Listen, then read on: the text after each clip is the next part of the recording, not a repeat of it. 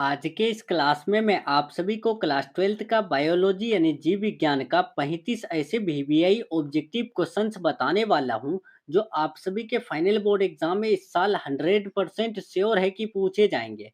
Dear students, अगर आप सभी इस साल क्लास 12th का फाइनल बोर्ड एग्जाम देने वाले हैं और आप सभी यानी कि बायो का बिल्कुल भी तैयारी नहीं किए, तो आप सभी इस क्लास का ये 35 वीवीआई ऑब्जेक्टिव क्वेश्चन को अच्छे से याद कर लीजिएगा। डियर स्टूडेंट्स, इस क्लास में जो 35 ऑब्जेक्टिव क्वेश्चन बताने वाला हूँ, ये क्वेश्चन आपके फुल एनसीईआरटी पैटर्न पर आधारित क्वेश्चन बताने वाला हूँ। साथ ही साथ आपके फाइनल बोर्ड एग्जाम में लगातार कई सालों से पूछा गया क्वेश्चन बताने वाला हूँ। ठीक है, तो क्लास को पूरा देखिएगा और एक एक क्वेश्चन को आप सभी जो है ना याद जरूर कर लीजिएगा। ठीक है, चलिए तो डियर स्टूडेंट्स, हम लोग जो है ना क्लास को शुरू करते हैं। अगर आप सभी चैनल से नए जुड़ रहे हैं तो चैनल को फटाफट से क्या कर लीजिए, सब्सक्राइब कर लीजिए और बेल आइकन को प्रेस कर लीजिए ताकि आप सभी को आने वाली क्लासेस का नोटिफिकेशन मिलते रहे। ठीक है, चलिए तो हम लोग क्लास को शुरू करते हैं। देखिए आपके स्क्रीन में आ चुका है सबसे मोस्ट इंपॉर्टेंट क्वेश्चन। ठीक है, पहला पूछा गया है, आवृतबीजी पौधों में मादा युग्मकोद्भिद को क्या कहा जाता है। देखिए आवृतबीजी पौधों में जो मादा युग्मकोद्भिद होते हैं तो उसको हम लोग क्या कहते हैं, तो याद रखिएगा एक का राइट आंसर सी हो जाएगा, भ्रूण कोष कहते हैं। ठीक है, राइट आंसर एक का सी बिल्कुल राइट हो जाएगा, ध्यान रखिएगा। चलिए दूसरा नंबर क्वेश्चन देखते हैं डियर स्टूडेंट्स। यहाँ पूछा गया है बी और टी। ठीक है, यहाँ देखिए बी और टी लिम्फोसाइट कहाँ बनते हैं, क्या प्लीहा में, थाइमस में, अस्थिमज्जा में या लसिका ग्रंथि में।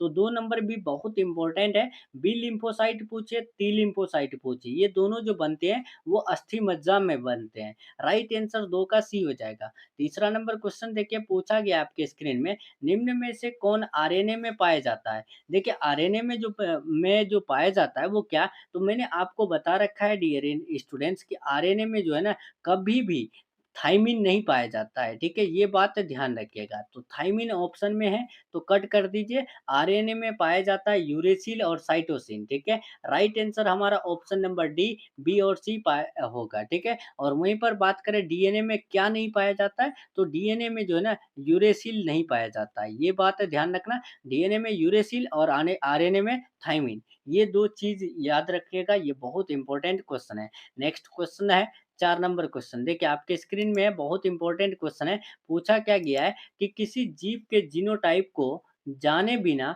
उसे टेस्ट क्रॉस में किसके साथ संकरण कराया जा सकता है। देखिए कोई भी जीव का जीनोटाइप को हम नहीं जानते हैं, लेकिन उसका हम लोग टेस्ट क्रॉस करेंगे तो उसको जो है ना किसके साथ संकरण करा सकते हैं। तो याद रखिएगा 4 का राइट आंसर डी हो जाएगा, समयुग्मजी यानी अप्रभावी जनक से। ठीक है, राइट आंसर 4 का डी हो जाएगा। 5 नंबर क्वेश्चन देखिए आपके स्क्रीन में है। पूछा क्या गया है डियर स्टूडेंट्स कि निम्न में कौन बायोगैस का उत्पादन करने में शामिल है। बायोगैस का उत्पादन करने में शामिल कौन है, तो मेथेनोजेन है। ठीक है, राइट आंसर 5 का बी हो जाएगा। चलिए 6 नंबर क्वेश्चन देखेंगे आपके स्क्रीन में है। पूछा क्या गया है कि मानव में भ्रूण का आरोपण यानी इम्प्लांटेशन गर्भाशय की किस परत में होता है। मानव में जो भ्रूण का आरोपण होता है तो गर्भाशय की कौन सी परत में होता है, तो 6 का राइट आंसर याद रखिएगा ऑप्शन नंबर सी, एंडोमेट्रियम में होता है। राइट आंसर सी बिल्कुल राइट हो जाएगा। चलिए 7 नंबर क्वेश्चन देखें, वह कौन सा एंजाइम है जिसका उपयोग पीसीआर में किया जाता है। देखिए कौन सा एंजाइम है जिसका उपयोग हम लोग पीसीआर में करते हैं। पीसीआर का पूरा नाम क्या है, तो पॉलीमरेज चेन रिएक्शन है। ठीक है, यहीं पर लिखा हुआ है, देख लीजिए, पॉलीमरेज चेन रिएक्शन। ठीक है, इसका उपयोग हम लोग किस में करते हैं, तो 7 का राइट आंसर यहाँ पर बी हो जाएगा, टैक पॉलीमरेज में। ठीक है, राइट आंसर बी हो जाएगा। चलिए 8 नंबर क्वेश्चन देखिए आपके स्क्रीन में, निम्न में से कौन एसटीडी यानी कि सेक्सुअल ट्रांसमिटेड डिजीज जिसको इंग्लिश में कहते हैं यौन संचारित रोग का उदाहरण है जो उपचार योग्य नहीं है, मतलब कि जिसका कोई इलाज नहीं है। बताइए कौन सा रोग है, तो याद रखिएगा इसका राइट आंसर 8 का ऑप्शन नंबर सी हो जाएगा, जननांग हर्पीज यानी कि जेनाइटल हर्प्स। ठीक है, ये जो बीमारी है वो यानी सेक्सुअल ट्रांसमिटेड डिजीज है, इसका कोई इलाज नहीं है। ठीक है, नेक्स्ट बढ़ते हैं। यहाँ पूछा गया 9 नंबर क्वेश्चन, बहुत इंपॉर्टेंट क्वेश्चन है। ये एक क्वेश्चन मैंने कल के क्लास में बताया था, इसका आंसर आप लोग कमेंट में बताइएगा। ठीक है, ईमानदारी से बताइएगा, इसका आंसर मैंने बताया था आपको यानी कि कल के क्लास में। ठीक है, लेकिन आपको आज यानी कमेंट करना है इसका आंसर। पारिस्थितिकी तंत्र में 10% ऊर्जा का नियम किसने दिया था? इसका आंसर आप लोग कमेंट में बताइएगा ही, ठीक है? देखते हैं कौन-कौन स्टूडेंट सही बताते हैं, ठीक है? अगर कोई स्टूडेंट्स गलत बताए तो कोई दिक्कत नहीं है, मैं उनको सही आंसर बता दूँगा। लेकिन आप लोग कमेंट ज़रूर कीजिएगा आपको अगर पता है तो, ठीक है? चलिए नहीं पता है फिर भी कमेंट कीजिएगा कि सर 9 नंबर का आंसर बता दीजिए तो मैं आपको बता दूँगा, ठीक है? चलिए नेक्स्ट बढ़ते हैं 10 नंबर क्वेश्चन। देखिए पूछा गया सहप्रभाविता का उदाहरण क्या है? सहप्रभाविता यानी कोडोमिनेंस का उदाहरण क्या है? तो 10 का राइट आंसर याद रखिएगा ऑप्शन नंबर बी हो जाएगा, मानव में एबीओ रक्त समूह, ठीक है? 11 नंबर क्वेश्चन देखिए डियर स्टूडेंट्स यहाँ क्या पूछा गया 11 नंबर देख लीजिए। पूछा क्या गया है यहाँ पर कि भारत में कौन-सा राष्ट्रीय उद्यान एक सींग वाले गैंडे के लिए प्रसिद्ध है? देखिए यहाँ पर पूरा नहीं दिख रहा है, ठीक है? इधर कर लेते हैं। देखिए अब देखिए आप लोग कि भारत में कौन-सा राष्ट्रीय उद्यान एक सींग वाले गैंडे के लिए प्रसिद्ध है? तो याद रखिएगा इसका राइट आंसर 11 का ऑप्शन नंबर सी हो जाएगा काज़ीरंगा। काज़ीरंगा गैंडे के लिए प्रसिद्ध है लेकिन एक सींग वाले गैंडे के लिए, ठीक है? नेक्स्ट बढ़ते हैं पूछा गया 12 नंबर क्वेश्चन। अनुलेखन के दौरान डीएनए की किस स्ट्रैंड का उपयोग आरएनए बनाने के लिए किया जाता है? तो डीएनए की कौन-सा स्ट्रैंड का उपयोग हम लोग आरएनए बनाने के लिए कर सकते हैं? तो याद रखिएगा 12 का right answer B template stranded का, ठीक है? लेकिन यहीं पर बात करें डीएनए, ठीक है? डीएनए से आरएनए बनना क्या कहलाता है? तो डीएनए से आरएनए बनना ट्रांसक्रिप्शन कहलाता है, आरएनए से प्रोटीन का बनना ट्रांसलेशन कहलाता है। ये सब आप याद रखिएगा। डीएनए से जब आरएनए बने तो वो क्या कहलाता है? ट्रांसक्रिप्शन कहलाता है। लिख देते हैं, आप लोग याद रखिएगा, ठीक है? और यहाँ पर देखिए आरएनए से जब प्रोटीन बने तो वो ट्रांसलेशन कहलाता है, ठीक है? ये बात ध्यान रखना डियर स्टूडेंट्स बहुत इंपॉर्टेंट है।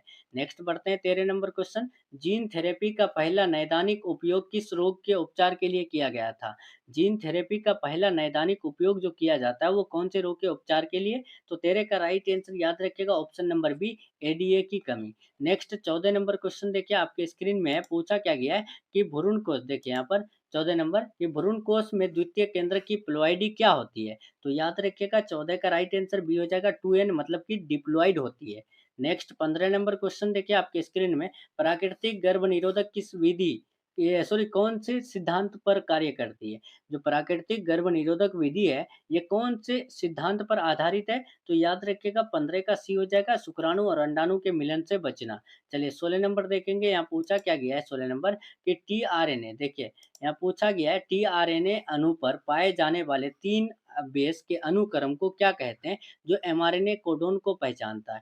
टीआरएनए अणु पर ठीक है पाए जाने वाले जो 3 बेस के अनुक्रम है उसको क्या कहते हैं जो एमआरएनए कोडोन को पहचानता है तो उसे हम लोग कहते हैं एंटीकोडोन, ठीक है? राइट आंसर 16 का बी हो जाएगा। चलिए 17 नंबर क्वेश्चन देखते हैं डियर स्टूडेंट्स, यहाँ हमें पूछा गया है निम्न में से कौन एक गैर बायोडिग्रेडेबल प्रदूषक है यानी कि नॉन बायोडिग्रेडेबल बहुलक कौन है? तो याद रखिएगा इसका राइट आंसर 17 का ए हो जाएगा डीडीटी। डीडीटी एक नॉन बायोडिग्रेडेबल बहुलक है यानी पॉलीमर है। 18 नंबर क्वेश्चन देखिए वह कौन सी कोशिका है जो कैंसर ग्रस्त हो जाती है? इनमें से कौन सी कोशिका है जो कैंसर ग्रस्त हो जाती है? तो 18 का राइट आंसर याद रखिएगा ऑप्शन नंबर यहाँ पर क्या हो जाएगा? तो याद रखिएगा यहाँ पर जो है ना कोई कोशिका नहीं है, हेला कोशिका होना चाहिए, ठीक है? तो यहाँ पर इनमें से कोई नहीं सही होगा, ठीक है? राइट आंसर याद रखिएगा 18 का डी होगा। यहाँ पर हेला कोशिका होना चाहिए जो कैंसर ग्रस्त होते हैं, ठीक है? लेकिन सामान्य कोशिका, प्लाज्मा कोशिका, लिम्फोसाइट ये सब कुछ नहीं होते हैं, ठीक है?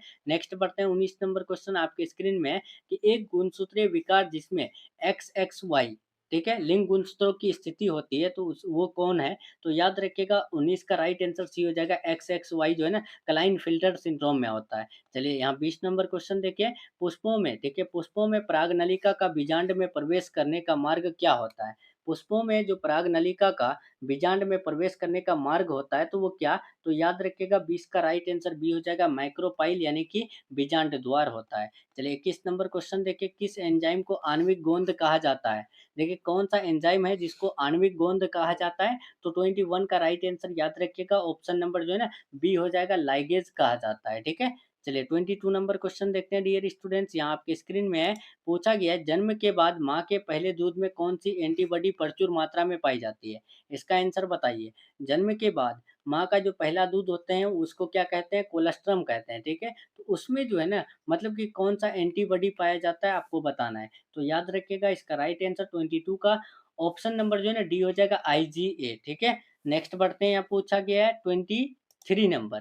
क्या पूछा गया? जैव विविधता शब्द किसने दिया था? जैव विविधता को इंग्लिश में कहते हैं बायोडाइवर्सिटी, ठीक है। बायोडाइवर्सिटी जो शब्द है वो सबसे पहले किसने दिया था? तो याद रखिएगा 23 का ऑप्शन नंबर बी हो जाएगा, वाल्टर जी रोसेन ने दिया था, ठीक है। नेक्स्ट बढ़ते हैं 24।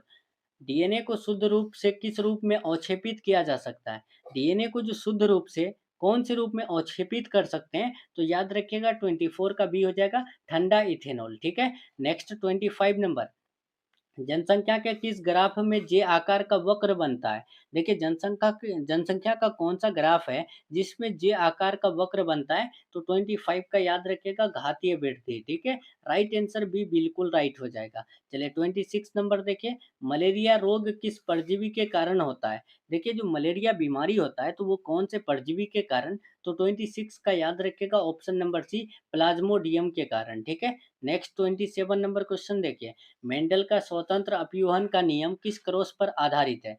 देखिए डियर स्टूडेंट, जो मेंडल का स्वतंत्र अपयूहन का नियम है वो कौन से क्रॉस पर आधारित है? तो 27 का याद रखिएगा, डाई हाइब्रिड क्रॉस पर आधारित है। नेक्स्ट 28 नंबर क्वेश्चन देखिए आपके स्क्रीन में, बहुत इंपॉर्टेंट क्वेश्चन है कि कॉर्पस ल्यूटियम द्वारा कौन सा हार्मोन स्रावित होता है जो गर्भावस्था बनाए रखने में मदद करता है? तो 28 का याद रखिएगा, वो है प्रोजेस्टेरोन, ठीक है। नेक्स्ट 29 नंबर क्वेश्चन देखिए आपके स्क्रीन में, क्या पूछा गया है? आरएनए से डीएनए के संश्लेषण की खोज किसने की थी? देखिए आरएनए से डीएनए बनना ये क्या कहलाता है? आरएनए से डीएनए बनना वो यानी रिवर्स ट्रांसक्रिप्शन कहलाता है। लेकिन डीएनए से जब आरएनए बने तो वो सिर्फ और सिर्फ ट्रांसक्रिप्शन कहलाता है। लेकिन आरएनए से डीएनए जब बने तो वो बात ध्यान रखिएगा, रिवर्स ट्रांसक्रिप्शन कहलाता है, ठीक है। ये मैंने आपको इससे पहले भी बता रखा है। तो इसका जो खोज किए थे वो कौन? तो याद रखिएगा 29 का right answer option number B हो जाएगा, टैमिन और बाल्टीमोर ने, ठीक है। नेक्स्ट 30 नंबर, निम्न में से कौन एक विलुप्त प्रजाति का उदाहरण है? विलुप्त प्रजाति का उदाहरण आपको बताना है। तो याद रखिएगा डोडो पक्षी वो एक विलुप्त हो चुके हैं, ठीक है। और विलुप्त हो रहे प्रजातियों का सूची को हम लोग क्या कहते हैं? रेड डाटा बुक कहते हैं, ये बात आप याद रखिएगा। एडिनोसिन डी अमीनेज की कमी का उपचार क्या है? देखिए एडिनोसिन डी अमीनेज की कमी का जो उपचार है वो क्या है? तो 31 का याद रखिएगा, option number C, gene therapy है, ठीक है। नेक्स्ट बढ़ते हैं 32 नंबर क्वेश्चन देखिए, कृत्रिम गर्भाधान में वीर्य को किसमें भंडारित किया जाता है? देखिए जब कृत्रिम गर्भाधान होता है तो उसमें वीर्य को, यानी जिसको सीमन कहते हैं इंग्लिश में, तो इसको जो है ना किसमें भंडारित किया जाता है? तो वो तरल नाइट्रोजन में भंडारित किया जाता है। राइट आंसर 32 का सी हो जाएगा। 33, ओपियम यानी अफीम किस पौधे से प्राप्त होता है? अफीम जो प्राप्त होता है वो पोस्त से प्राप्त होता है, यानी पेपावर सिम्निफेरम से प्राप्त होता है। राइट आंसर बी हो जाएगा। चलिए 34 नंबर क्वेश्चन देखेंगे, बहुत इंपॉर्टेंट क्वेश्चन है कि शुक्राणु के शीर्ष भाग पर पाए जाने वाले टोपी जैसी संरचना को क्या कहते हैं? तो देखिए शुक्राणु के जो शीर्ष भाग होते हैं, हेड, उस पर जो पाए जाने वाले टोपी वाला संरचना है उसको एक्रोसोम कहते हैं। राइट आंसर सी हो जाएगा। नेक्स्ट 35 यानी कि आज का लास्ट क्वेश्चन, ग्रीन हाउस प्रभाव के कारण क्या होता है? देखिए ग्रीन हाउस प्रभाव के कारण जो होता है वो क्या? तो वायुमंडल का तापमान बढ़ता है। राइट आंसर 35 का बी बिल्कुल राइट हो जाएगा, ध्यान रखिएगा। तो चलिए डियर स्टूडेंट्स, यहाँ पर हम लोग का क्लास 12th का बायोलॉजी यानी जीव विज्ञान का 35 सबसे ज़्यादा वीवीआई ऑब्जेक्टिव क्वेश्चन का क्लास कंप्लीट हो रहा है। क्लास कैसा लगा कमेंट में ज़रूर बताइएगा। वीडियो पसंद आए तो वीडियो को लाइक करके अपने दोस्तों में शेयर ज़रूर कीजिएगा, ठीक है। इधर आपका आंसर की है, अगर आप सभी आंसर की चाहते हैं पीडीएफ के साथ तो आप सभी जो है ना टेलीग्राम चैनल को ज्वाइन कर लीजिए। टेलीग्राम चैनल का लिंक मैंने डिस्क्रिप्शन बॉक्स में दे रखा है, ठीक है। चलिए मिलते हैं हम लोग नेक्स्ट वीडियो में नेक्स्ट टॉपिक के साथ, तब तक के लिए अपना ख्याल रखिए, अपना स्टडी जारी रखिए। Take care, thanks for watching.